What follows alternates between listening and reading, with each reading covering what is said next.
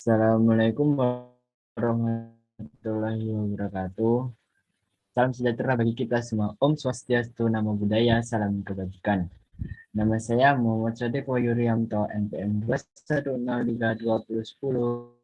21030204242 dan partner saya Mektildis Vanessa Cesarika, NPM 210320101052. Kami dari Paralel E032. Studi kasus kali ini kita membahas tentang bagaimana cara kerja fitur chat system pada WA bisnis atau online shop dengan bahasa pemrograman Python dan aplikasi editornya VS Code. Pada studi kasus kali ini, kita menggunakan 7 tipe data, diantaranya 1. String, 2 numerik, 3 boolean, 4 list, 5 tuple, 6 set, 7 dictionary. Yang pertama, penggunaan tipe data string dalam studi kasus ini banyak kita terapkan di bagian instruksi print dan input serta pada pemberian nilai variabel.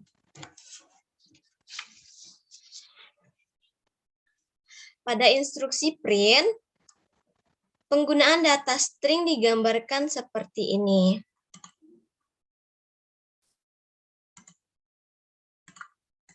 Pada instruksi print, seperti ini.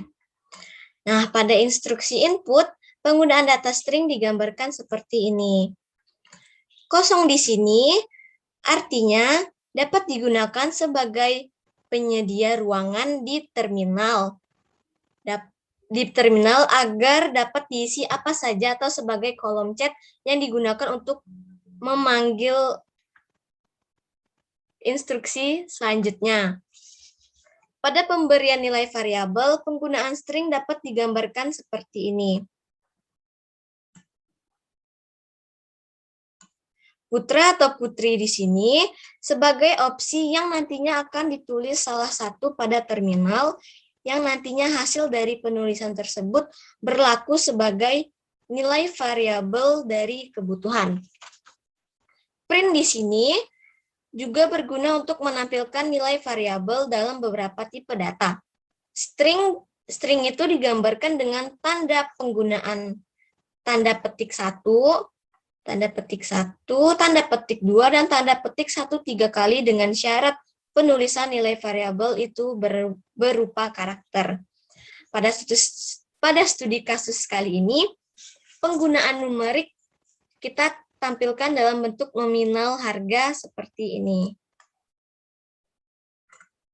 Tipe data numerik ada 3, yaitu integer atau bilangan bulat, float atau pecahan atau desimal, dan kompleks yang dapat ditulis dengan kombinasi angka dan huruf C dan L. Dan di sini juga terdapat tipe boolean yang digambarkan dengan penggunaan percabangan if, elif,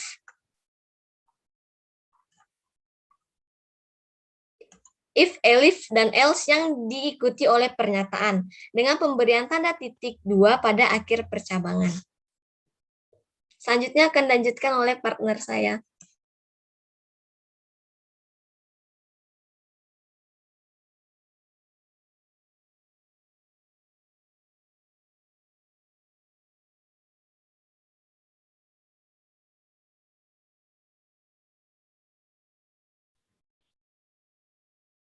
ya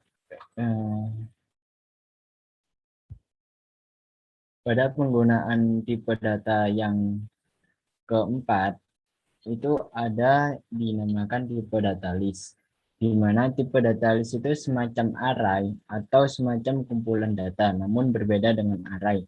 Pada tipe data list Python, tipe datanya itu dapat dalam satu nama variabel itu dapat diisi beberapa nilai variabel yang yang terdiri dari beberapa jenis tipe data. Jadi bukan hanya satu tipe data saja. Contohnya penerapan list itu dapat dikategorikan sebagai ini. Nah, ini data 1 sama dengan list. Ini kenapa bisa dikategorikan sebagai list? Karena di sini data 1 sama dengan tanda siku. Jadi penggambaran tanda list sendiri itu digambarkan dengan operasi tanda siku. Nah, kemudian di sini juga saya menggunakan suatu fungsi atau def itu untuk mempermudah dalam penampilan suatu harga dan juga jenis robot yang dijualkan. Jadi biar lebih rapi gitu aja. Kemudian untuk for itu termasuk jenis perulangan. Jadi for itu perulangan yang mempunyai batas. Batasnya itu ditentukan dengan perintah minta di sini atau variabel minta di sini. Lah minta di sini itu berisi tentang integer input mau beli berapa. Artinya di sini harus diisi oleh angka. Jadi ketika kita di sini diisi oleh bukan angka, maka dia akan error atau tidak bisa melangkah ke tahap selanjutnya. Itu. Jadi di sini ketika kita tulis satu, maka di sini nilai input nama robot ke ini bakal tulis satu doang. Tapi kalau misal mau beli berapa dua, berarti di sini nanti bisa bercabang. Jadi bisa nama robot ke satu, bisa nama robot kedua. Lah, cara kita dalam memasukkan bagaimana sih cara kita dalam memasukkan ketika kita sudah menginput suatu nilai, lah kita mau masukin ke data list, lah itu pakai pakai cara kayak gini. Digeser Nes, digeser, bukan dibawain, digeser. Terusin dikit. Nah ini kan di sini kan nilai sama dengan input nama robot ke, lah ini format x plus 1, artinya tuh x di sini tuh didefinisikan sebagai apa ya, kayak perulangan yang tidak ada hentinya gitu. Tapi di sini juga ditentukan berdasarkan mau beli berapa ini tadi. Jadi misal di sini 3, maka x plus satunya juga akan berhenti di 3 nanti. Gitu. Data satu dot append nilai. Append di sini itu merupakan salah satu metode dalam list yang berfungsi untuk apa ya, kayak menambahkan. Jadi nilai yang ada di input ini nanti ketika kita misal nulis nilai input nama robot ke satu, misalnya Gundam, maka nanti dia akan ditaruh di data satu sebagai tipe data list. Kemudian ketika kita mintanya dua, berarti ada lagi input nama robot kedua. Ketika kita tulis so-nya, maka nanti nilai variabel yang sudah kita tulis nanti akan juga muncul di data satu yang sudah diberi tanda siku tersebut. Jadi kumpulan data yang masih dalam satu jenis tipe data, yaitu tipe data string. Tuh. Kemudian saya di sini akan menjelaskan tentang penggunaan tipe data tuple di atas Nes. Atas. Nah, dalam studi kasus ini, saya di sini menggunakan tipe data tuple sebagai nomor dan juga nama. Jadi ini penggambarannya seperti tampilan pada WhatsApp gitu. Jadi ketika saya buka WhatsApp kan pasti ada nama sama nomor teleponnya. Lah itu saya tampilin langsung. Jadi dalam artian tipe data tuple itu tipe data yang apa ya? Yang nggak bisa terlalu digunakan banyak operasi. Dalam artian dia itu bersifat tetap. Jadi lebih baik digunakan kayak penggunaan ID, jadi kayak penggunaan NIK gitu itu biasanya. Terus nomor telepon kan juga nggak mungkin diganti. Dalam artian diganti itu diganti secara beruntun. Jadi bukan diganti lewat gambarannya langsung yang di sini. Kan kalau misal ini kita ganti 0878, 9-nya kita langsung ganti 8, itu emang bisa. Tapi kan nggak mungkin bisa ketika kita enter, kita tambah di sini input untuk mengganti nomor, itu nggak akan bisa gitu. Kemudian atau pakai perintah append gitu juga nggak akan bisa. Jadi ini tuh sifatnya tetap gitu. Dan tipe data to play sendiri itu juga masih memiliki nomor indeks. tetapi dia tidak bisa digunakan untuk mengganti salah satu nilai dari variabel data tuple dengan nomor indeks gitu. Kemudian di sini juga nama di sini sebagai string, nomor di sini juga sebagai string. Kenapa saya sebut sebagai string? Karena di sini tuh ada penggunaan tanda titik satu. Gitu. Jadi tuple, list, terus kemudian tuple, list, set, dan dictionary itu sama-sama dalam bentuk array. Jadi dia itu tetap berdasar pada kumpulan tipe data. Gitu. Kemudian saya akan jelaskan tentang tipe dataset di bawah ini. Ya, bentar. Nih. Lah, saya di sini menggunakan tipe dataset sebagai pemberian atau pemberian suatu ID pembeli, baik itu ID atau password, itu kan lebih. Jadi dalam artian di sini mengapa saya menggunakan untuk tipe ID? Di sini tuh untuk memudahkan. Jadi ketika kita sudah memesan suatu barang kan tidak mungkin apa ya. Semisal ID-nya itu selalu sama dalam setiap satu nama orang kan tidak mungkin. Jadi saya di sini menggunakan tipe dataset karena tipe dataset itu tidak memiliki nomor indeks atau dia itu lebih bersifat kehimpunan. Jadi dia tidak menyatakan urutan. Jadi ketika di print bolak-balik maka dia akan bisa berganti-ganti.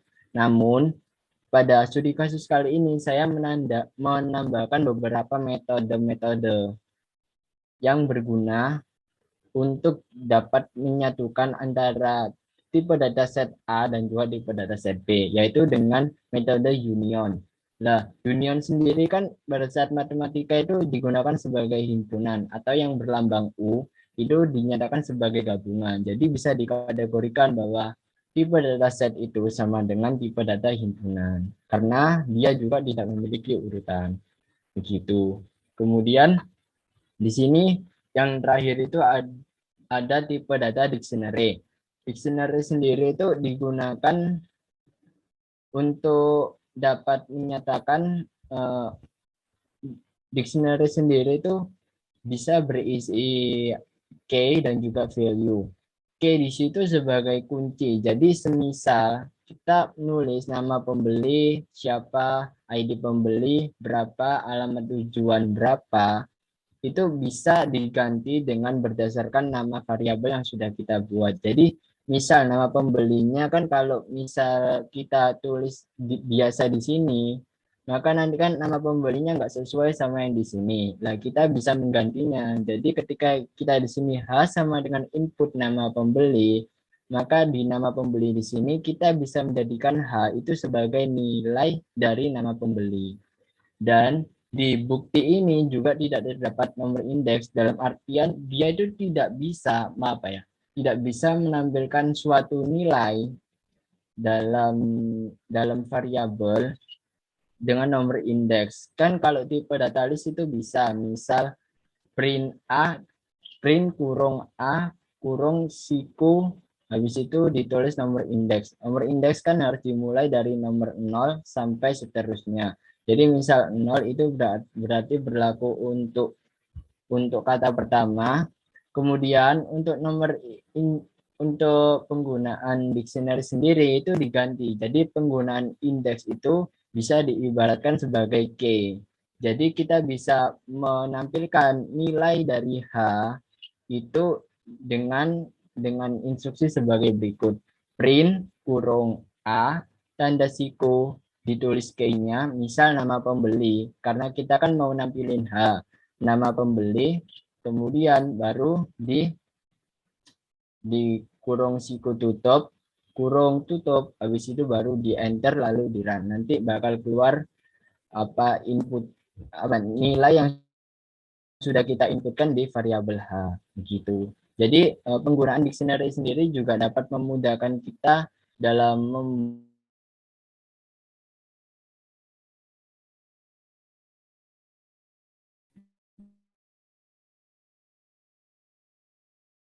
pencarian.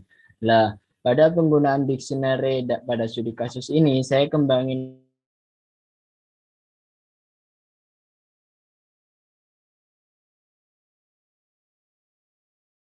Dalam artian ini kan cuma ada satu buktinya, maka dia akan nampilnya juga cuma satu. Tapi ketika saya tulis dua, maka dia key dan value-nya juga akan dua. Yang akan yang akan di print nanti itu dalam bentuk begini. Jadi nama pembeli Akbar, ID pembeli langsung keluar dari yang sudah saya tulis tadi dari A.union B, yang artinya dari tipe dataset ini tadi yang digabungin.